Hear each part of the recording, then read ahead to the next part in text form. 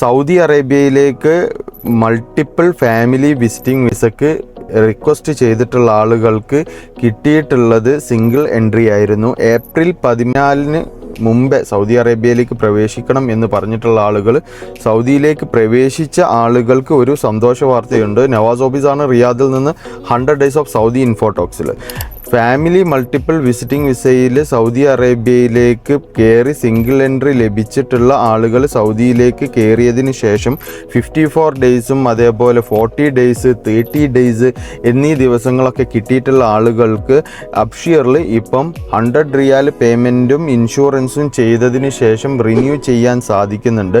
ഇന്നലെ ഞാൻ 2-3 പേര് റിന്യൂ ചെയ്തു, ഒരു കുഴപ്പമില്ല.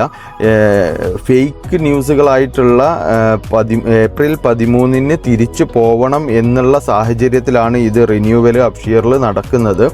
ഇങ്ങനെ ഏപ്രിൽ 13 തിരിച്ചു പോവേണ്ട ആവശ്യകത ഇല്ല എന്നാണ് ഇത് ഉറപ്പിക്കുന്നത്.